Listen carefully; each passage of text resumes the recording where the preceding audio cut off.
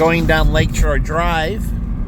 It's 4:49 a.m. There's National Lewis College right there. That anchor right up there. But again, look at the beautiful sunrise. And you can do a video and then take the stills of the video.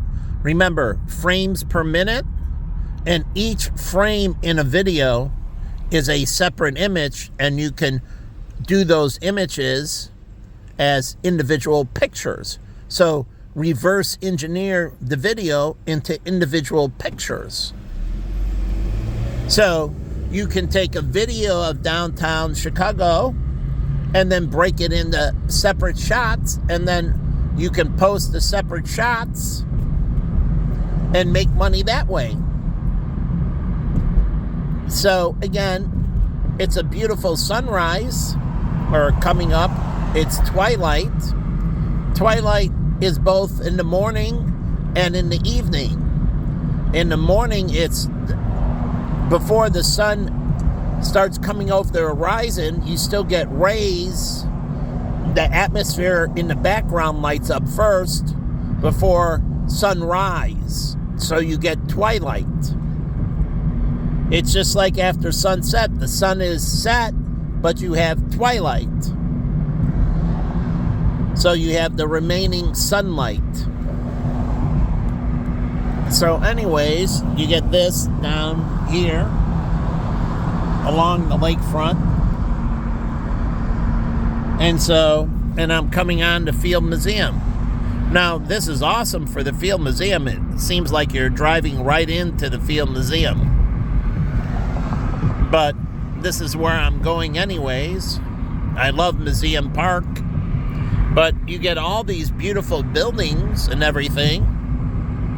And people are driving so fast, they don't take in the ambiance and let themselves wake up and acclimate themselves. And I don't understand that. Why not take advantage of the environment, drive a little bit slower, take in the ambiance, let the body wake up, let the mental processes start flowing, instead of driving fast and stressing yourself out.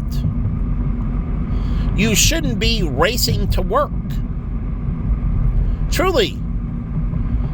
You should understand traffic flows with Google Maps and everything, and do it from day to day. Every day you go to work, Google Maps can record the time it takes.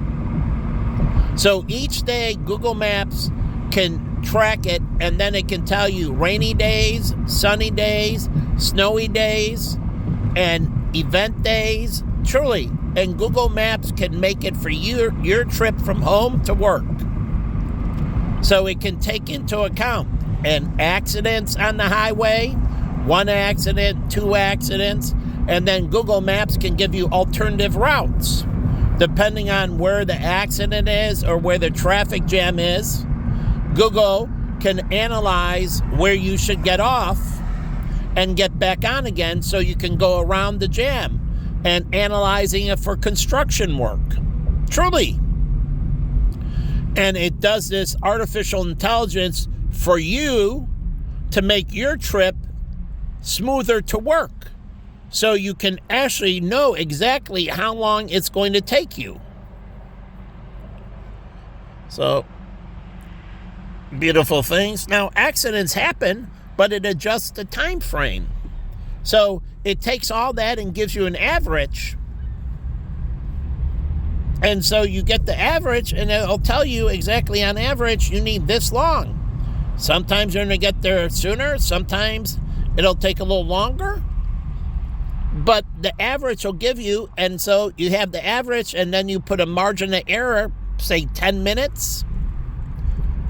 Truly, you take the average, and then you add an alpha, which is margin of error, and add in 10 or 15 minutes as a margin of error. So you take the average, and then you add in a margin of error, and then you go. But this is the same way with trains and all that. They have to account that so they can tell people on average, you'll get there at this time, but if something happens and the track's shut down for this reason or that reason, it's going to take you this much longer. So they can account for these tragic events and give you an estimated time and then put into that a margin of error because they're going to give you an alternative route. You're going to go around the problem. You're not going to sit in the problem. It's going to divert you off the problem. And it's going to divert you around the problem. So again, you can get there. You have your work 30-minute commute, 15-minute margin of error, 45 minutes. And most of the time, the majority of all times, you'll arrive early. And so that means you show up and you get into things and dress slower and make small talk and everything else. And you can leisurely step into work instead of being stressed out. In bad times, you're going to need that 45 minutes.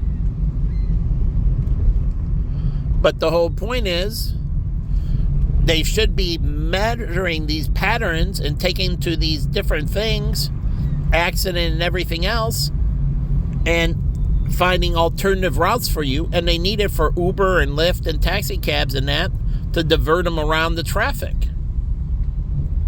to divert them around the area. And what does that do? It helps lessen the congestion in those areas so the people that are stuck in those areas, the congestion can die down faster. Truly, it takes pressure off those areas. First responders can get in and out faster in that by diverting the traffic. So it helps them get in and out of a scene faster and clean up things faster because there's less traffic flow. So by diverting, it takes pressure off the people that are there. The gap is in a decrease faster. Truly, the gap's in a decrease faster because people that are on on-ramps in front of them aren't getting on. They're already diverted. So the flow that would naturally go on is no longer going on. And so flow isn't coming in, making the congestion worse. Flow is taking another direction, and no one's getting on the on-ramp. And so all of a sudden, it starts dissipating because you're not adding to the problem. You're diverting them around the problem. So, again,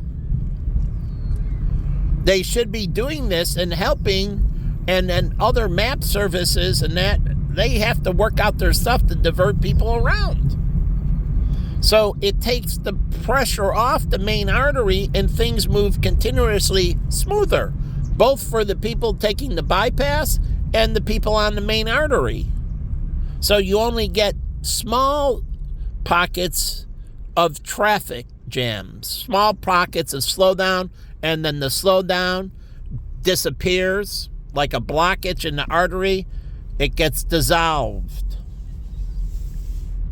So again, here's downtown, and you get a hazy shade, but again, this is a whole different look. Think of this as a filter, and you have this shade, and you're looking at these buildings, and you're visualizing them with this shade, this smoke, and it's a totally different picture.